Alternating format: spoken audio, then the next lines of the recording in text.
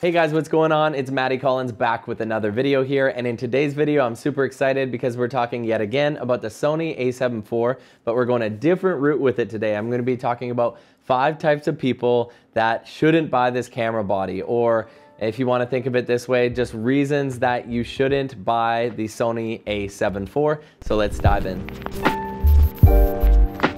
So as mentioned, I'm going to be talking about 5 reasons why you wouldn't want to buy the Sony A7 IV, and then I'm going to be following up each reason with a recommendation for a body that you actually should purchase if you are this type of user. All right, coming in at reason number 1, reasons why you wouldn't purchase the A7 IV is that you're primarily a video shooter for clients or personal work. You need a bump in quality and frame rates. Maybe you like shooting 120 frames per second in 4K. And also you need a really nice rolling shutter. You can't have it like that jello effect. Well, then I would recommend to you to pick up the A7S III instead of the A7 IV. Reason number 2 is that you already belong to another brand's ecosystem, and it wouldn't make sense for you to switch to Sony and sell off all the glass that you have at a discount.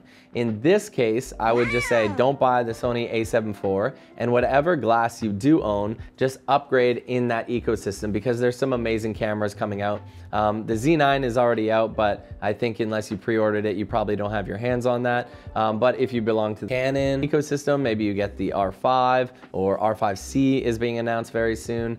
So there's a lot of different pathways you can go other than Sony, and I would say if you have a lot of lenses already, it doesn't really make sense to make that jump. All right, so really quick, if you are enjoying this video, please give me a thumbs up. It goes a really long way in helping the channel, and it helps me stay motivated to make more content for you. All right, so reason number 3 that you wouldn't want to buy the A7 IV is that you are a hybrid shooter, and this is a hybrid camera, but you mainly focus on sports photography and action photography, and having a high burst rate or frames per second in still images really matters to you. So in this case, it costs a little bit of extra money, but I would recommend picking up the Sony A1. And if you are this type of photographer, unfortunately, the bodies do cost you a little bit more money, but it's going to get you that 50 megapixel sensor and a 30 frames per second burst mode. Reason number 4 that you wouldn't want to pick up the A7 IV is that you're a person that lives within your means, and you understand that a camera body does not define you as a photographer or creator or anything like this. You know that there's a lot of amazing camera bodies on the market, and you also understand that a lens does 50% of the work, so you'd rather invest in a nice new lens instead of like a brand new body and have a subpar lens on it. So this person is a realist, and I do understand this reason for not upgrading to the latest and greatest and the camera with all the bells and whistles like this currently has. But anyways, if you are this person, you probably have maybe like an A7 III or something like that. And if you don't, that would be a logical camera for you because you can get it at a pretty good discount right now, new or used. And that's the pathway I would go there. And reason number 5, last but not least, why you probably wouldn't want to pick up the A7 IV is that you are a hybrid shooter, but you care more about photography. You don't care so much about video.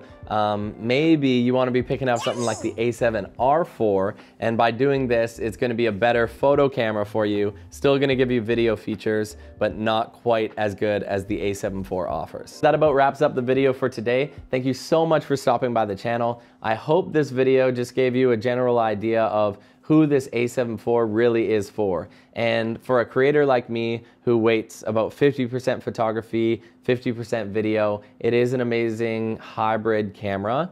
And for me, I do want to start getting into video a little bit more. And for photography, that 10 frames per second burst mode didn't bother me too much because I don't shoot sports a lot. I don't need, you know, high action photography capabilities or anything like that. And I do really like the 33 megapixel sensor, so I can crop in post, and that helps me just like get back composition and things like that. So anyways, that's who this camera is for, a creator like myself.